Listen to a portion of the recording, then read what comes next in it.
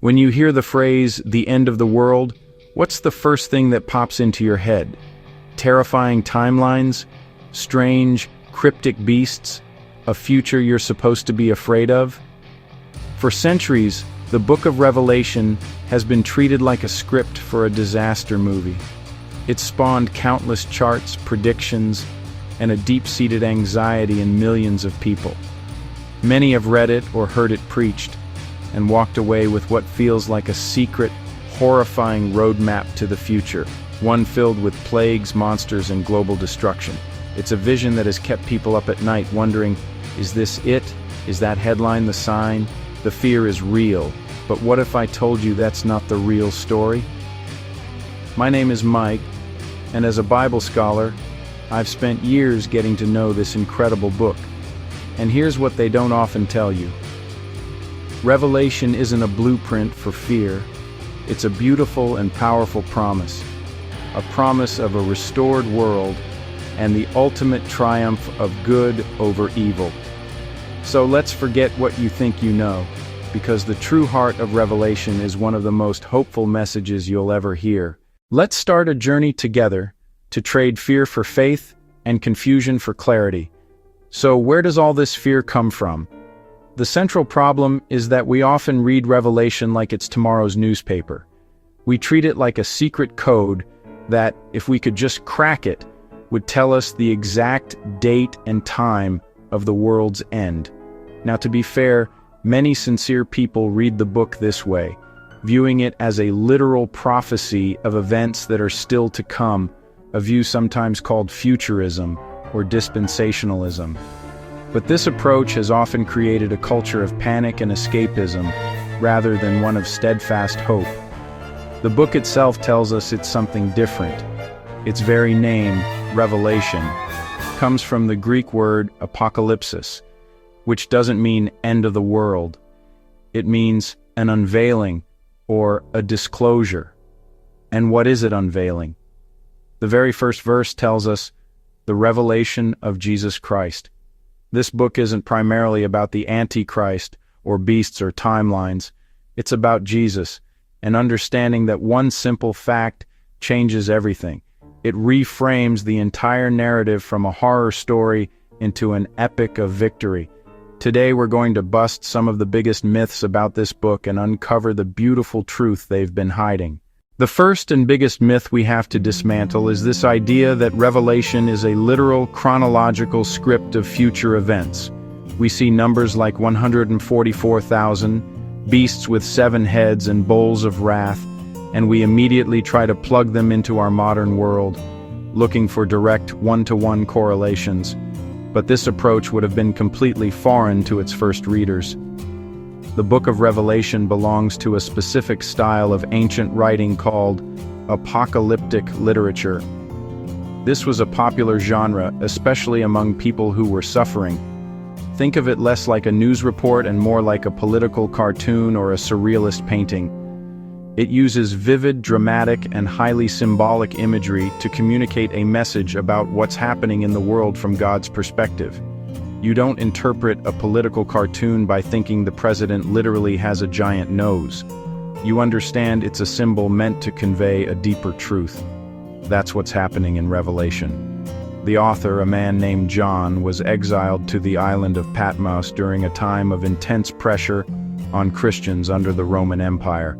His audience wasn't us 2,000 years in the future. It was 7 real churches in Asia Minor who were suffering for their faith. They were being pressured and even killed for refusing to worship the Roman emperor as a god. So, John wrote them a letter, not to give them a secret calendar of the end times, but to give them. He was pulling back the curtain on their reality to show them that, despite the apparent power of Rome, God was still on his throne. The message wasn't, here's how to predict your escape, but here's why you can endure. It was a message of comfort, assuring them that their suffering was seen, their faithfulness mattered, and that the ultimate victory was already secure. This brings us to our second myth, that the beasts, the dragon, and the great harlot are literal monsters we should be looking out for in the future. This is where so much of the fear comes from. The idea that some terrifying supernatural beast will one day rise and rule the world.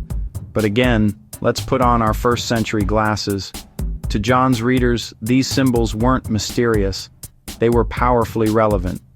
The beast from the sea, for instance, with its many heads and blasphemous names, was a clear symbol for the oppressive Roman Empire. Rome was a sea-based power, a conglomerate of conquered nations, and it demanded worship of its emperor, the ultimate blasphemy for both Jews and Christians. The dragon is even identified in the text as Satan, the spiritual power of evil empowering this earthly oppression. These weren't predictions of a specific 21st century dictator or a future global government. They were symbolic representations of the very real evil the early church was already facing. John was giving a name and a face to their struggle. He was saying, that empire that seems all-powerful, it's a beast. That spiritual darkness you feel, it's a dragon. By using this dramatic symbolic language drawn from Old Testament prophets like Daniel and Ezekiel, he was showing them that this evil, as terrifying as it seems, is not new, it is not ultimate, and its fate is already sealed. It wasn't about scaring them with future monsters. It was about empowering them to stand against the monsters of their own day. So, if Revelation isn't a timeline and it's not about literal monsters, what is its core message? Once all the myths are stripped away, what truth is unveiled? Here we get to the absolute heart of the book. The hero of Revelation is not a warrior king on a mighty steed, at least not at first. The hero is introduced in chapter 5 in the most shocking way you can imagine. John sees the throne of heaven and a scroll sealed with 7 seals, representing God's plan for history. An angel asks, "Who is worthy to open the scroll?" And no one is found.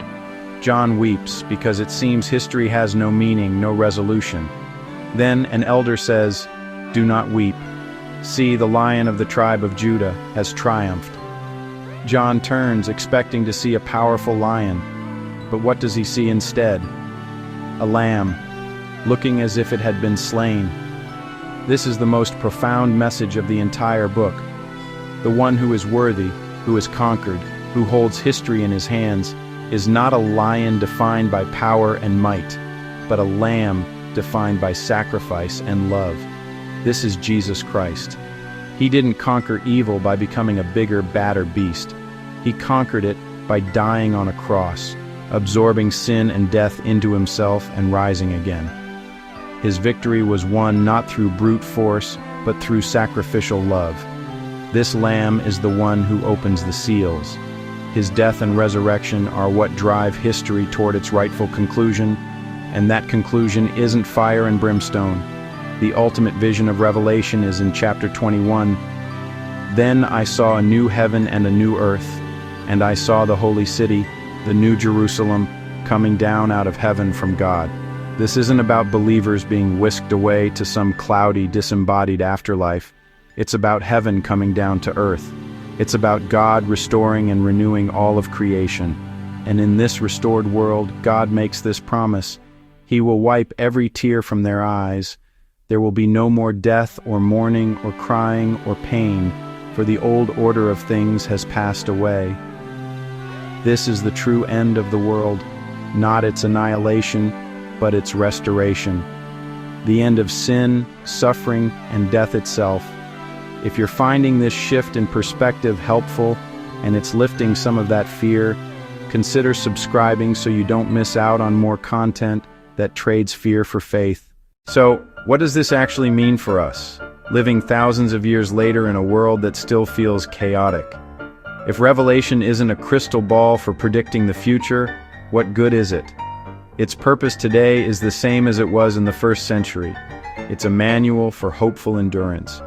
It answers that deep question, why is life so hard, and is it worth it to keep the faith when things get tough? Revelation screams, yes it is. It tells us that our present struggles are not the final word. It assures us that God sees our pain, He hears our prayers, and He is working all things toward a beautiful conclusion. The message of Revelation is not about how to escape the world, but how to live faithfully within it. It doesn't call us to huddle in bunkers, scanning headlines for signs. It calls us to live with courage, integrity, and hope, knowing that the Lamb has already won the decisive victory. It reminds us that no matter how powerful evil seems, it's on a leash. The empires of this world will rise and fall, but the kingdom of our God and of His Christ will reign forever. This perspective frees us from anxiety about the future. We don't have to fear what's coming, because we know is coming. Jesus said He holds the keys of death and Hades. The future is not in the hands of some beast or political leader. It's in the hands of the slain and risen Lamb. For too long, the book of Revelation has been hijacked by fear. It has been used to paint a picture of an angry God eager to destroy the world. But the true, beautiful, and powerful truth that has been there all along is that Revelation is the ultimate story of hope. It's a love letter to a struggling church, reminding them, and us, that the end of the story is not destruction, but restoration. It's not about the victory of the beast, but the triumph of the Lamb. The end of the world, as Revelation describes it, isn't something to be feared. It's the moment when God makes everything new. It's the final and complete triumph of good over evil, light over darkness, and life over death. That is the promise. That is the hope. That is what they don't tell you about the end of the world. If this message resonated with you, I highly recommend watching this next video on what Jesus said about the end times, where we break down His words to find even more encouragement. And let me know in the comments one thing that has given you hope from this discussion. Thank you for watching.